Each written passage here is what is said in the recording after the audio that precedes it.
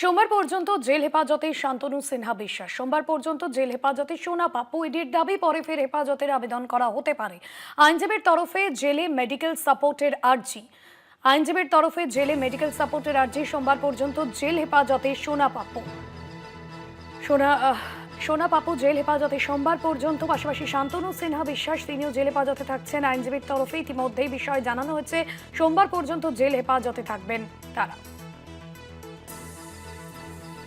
আইনজীবীর তরফে জেলে মেডিকেল সাপোর্টের আর্জি।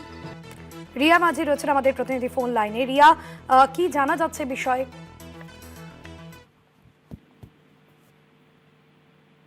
দেখো, তোমায় জানিয়ে রাখবো যে আজকে সোনা পাপ্পু এবং ডিসিপি শান্তনু সিনহা বিশ্বাস দুজনকেই আজকে প্রডিউস করা হয়েছিল ইডি হেফাজতে। এই হেফাজতের আজকে যে ছিল, যে সময়সীমা ছিল, সেটা শেষ হওয়ার পর আজকে তাদের দুজনকেই প্রডিউস করা হয়েছিল এবং দুজনকেই কিন্তু সোমবার পর্যন্ত, অর্থাৎ আগামী 1 তারিখ অব্দি জেল হেফাজত দেওয়া হয়েছে।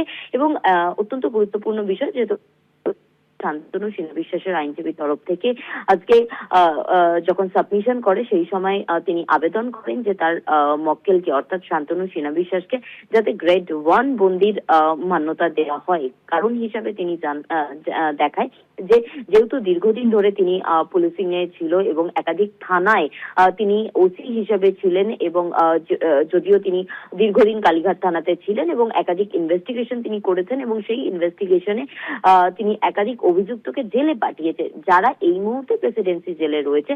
সেই কারণের জন্যই গ্রেড 1 বন্দির মান্যতা যাতে শান্তনু সিনহা বিশ্বাসকে দেওয়া হয়, কারণ তার লাইট থ্রেট রয়েছে, সেই আবেদন করা হয়।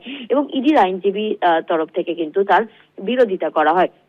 বলা হয় যে কেন গ্রেড 1 অভিযুক্ত হিসেবে ট্রিট করা হবে শান্তনু সিনহা বিশ্বাসকে, এটা আদেও হয় কিনা সেটা জেল কর্তৃপক্ষের সাথে ইডি কথা বলবে বলে এমনটাই জানায়। এবং তারা আরো জানায় যে আপাতত জেল হেফাজতে পাঠানো হোক শান্তনু সিনহা বিশ্বাস এবং সোনা পাপ্পুকে, যদি প্রয়োজন হয় সেক্ষেত্রে পরে তারা নিজেদের হেফাজতে আবারও নেবে।